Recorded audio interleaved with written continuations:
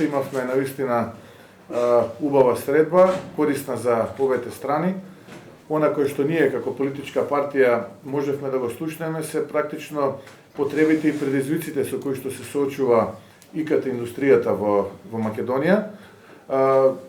Како што каже и председателката, управниот одбор на комората МАСИТ има изработена една презентација, предлог мерки кои што според нив би требало да бидат дел од идната програма на идната влада.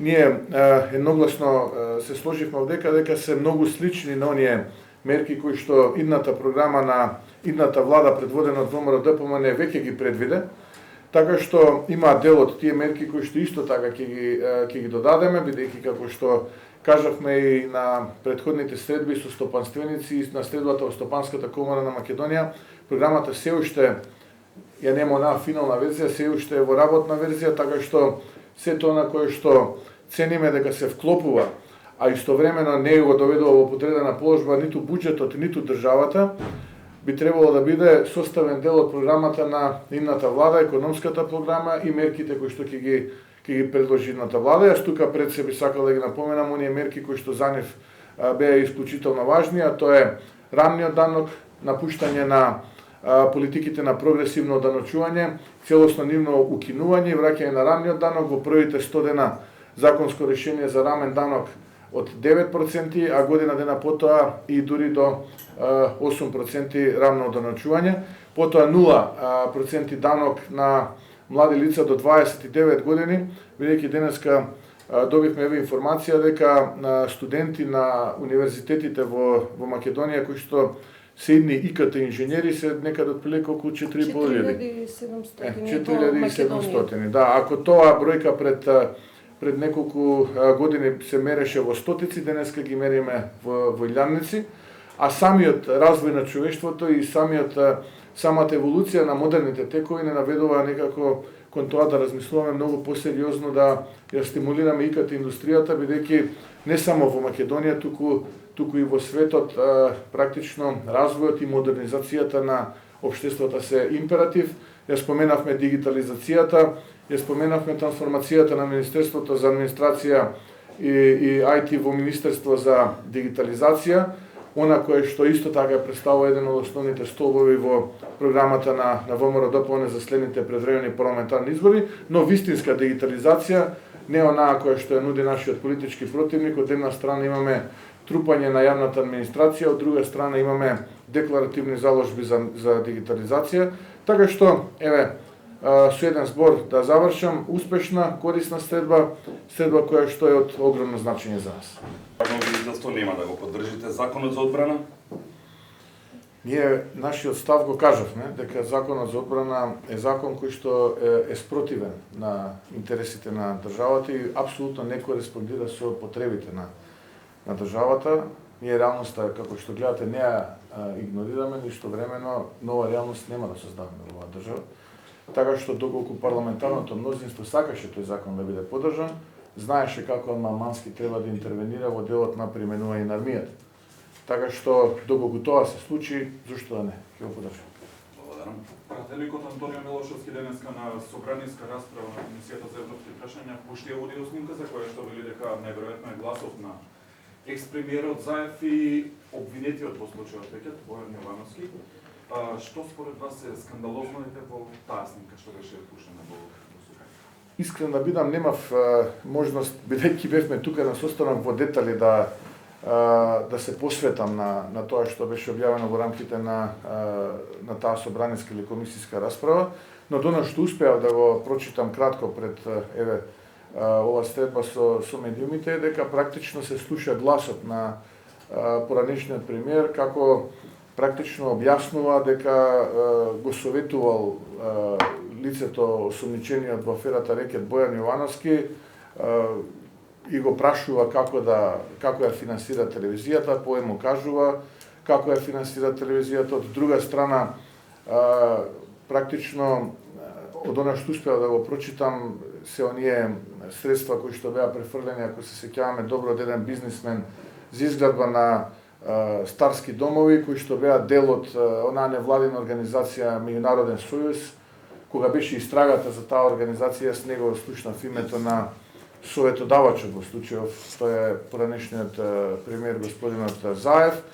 Како што успеав исто така од транскриптот да прочитам, видов дека практично таму лицето кое што велите вие дека е поранешниот премиер господинот Зоран Заев кажува како ја помага таа телевизија преку определени донации како маркетинг услуги, што кореспондира со она што пред неколку месеци самиот тој го изјави дека таа провладина телевизија, практично гледаме дека полека работите излегуваат на виделина и конечно на крајот она што можам да заклучам е дека полека, но сигурно доколку навистина обвинителството сака да дојде до главата на октоподот, незината слика јасно веќе се гледа, но доколку не сака, повторно ќе не можат јасно да ја видат сликата на главата на октопод.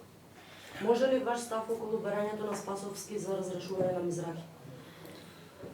Па видете, во услови кога имаме една дузина луѓе соработници на Оливер Спасовски за кои што постои сомне за сторен криминал или некако се поврзуваат со сторен криминал, ние дозборуваме за предлог на господина Спасовски за разрешување, како што кажавте вие, на Рашела Мизрахи. Навистина нити е принципиелно, ниту пак е согласно законот за влада, поготово сега кога станува збор за 60 на дена до денот на гласање на предвремените парламентарни избори. Јас би апелирал за разум, би апелирал за достоинствено, свесни се левани дека губат, јас ги ја разбирам нивната нервоза, знаат дека одговорност следи после 12 април, нема потреба од ваква нервоза, бидејќи граѓаните се тие кои што на крајот од денот сите овие гимнастики политички кои што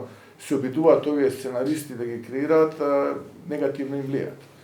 Така што, ја користам оваа прилика уште еднашка до господинот Спасовски да апелирам да се воздржи од било какви политички маневри, слугувања на политиките на СДСМ, да го гледа државниот, националниот интерес и свесно да не автерува државата во едно политичко тешко сценарио, затоа што 60 на дена имаме до денот на гласање, колку толку барем да има елементарни услови дента на 12 април за да има пристоен избирачки ден. Во услови кога претедничката група на ВМРО бара распуштање на парламентот, дали сметате дека овој предлог токму за разрешување на министерката за труд практично ќе го продолжи и ќе го развлече на распуштање на собранието? Па видете, јас навистина не можам да ги коментирам овие политички гимнастики дополнително до ова што веќе го кажав. Честно ќе е денеска да соберат храброст, да се собере парламентарното мнозинство и како што сме се договориле, така и да биде испочитувано, да биде распуштено парламентарното мнозинство, бидејќи јас многу пати во минатото зборував, и денеска ќе го повторам тоа, ако пракса стане кршење на законите, времето во оваа држава ќе се мери до денот кога Заев во 21 век стапил на функција и денот после Заев откако ја напуштил.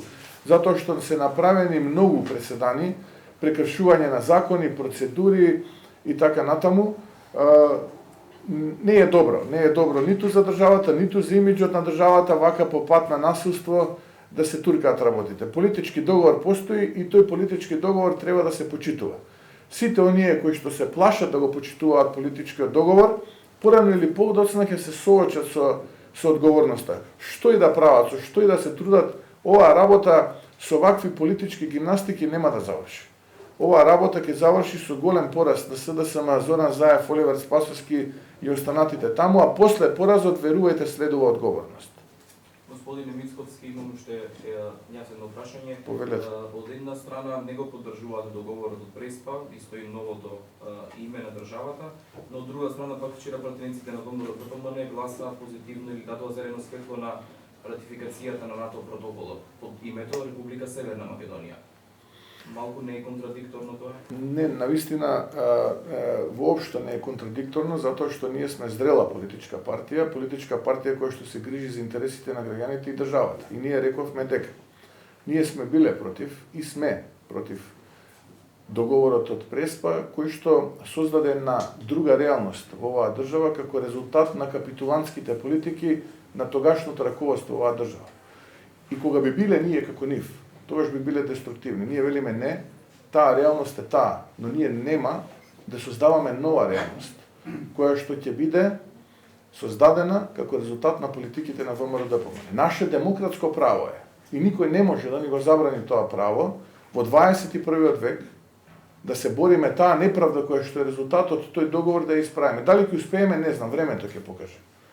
Дали ќе успееме сега, кроз година, 2, 10, 20, времето ќе покаже, ќе видиме, предпоставувам, сведоци на ваков или онаков начин и може би повторно ќе го коментираме сето тоа.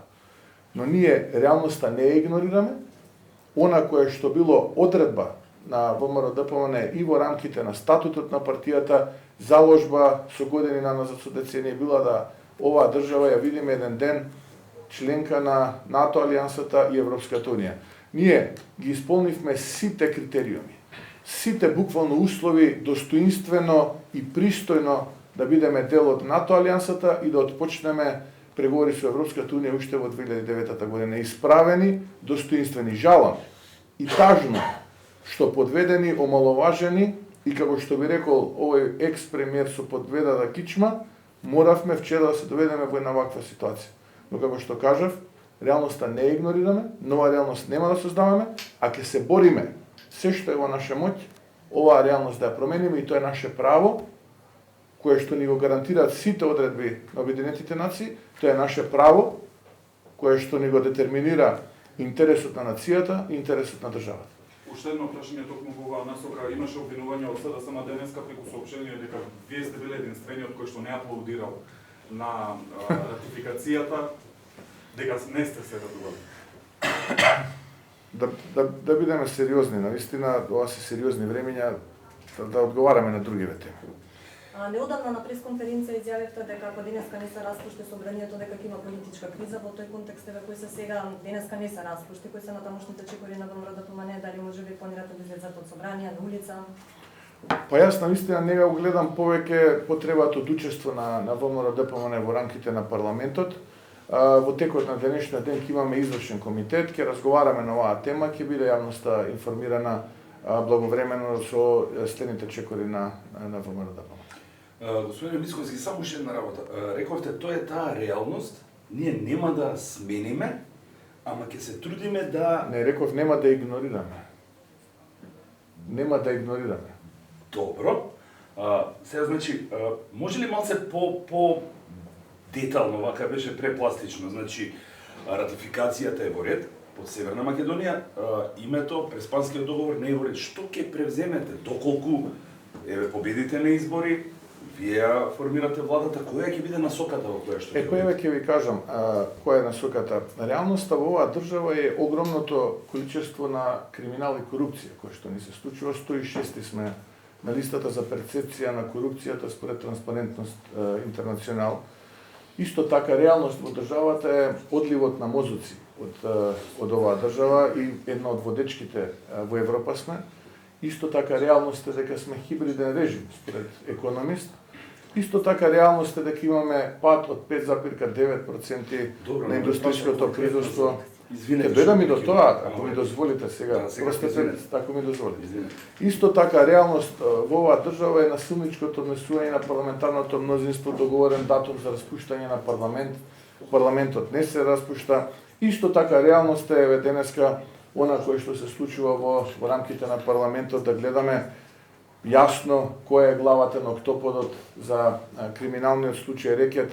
Исто така е реалност дека ВМРО-ДПМНЕ е дел од собранието во оваа држава, која што ја има новата придавка, дел од институциите кои што имаат новата придавка, кои што се резултат на капитулантските политики должничко-доверителски на Зоран Заев и СДСМ.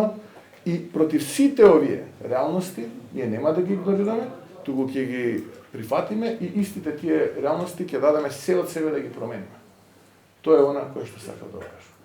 И ќе се бориме да ги промениме. И тоа е наше елементарно право и тоа им го должиме на граѓаните. Па со Преспанцијот што ќе промени?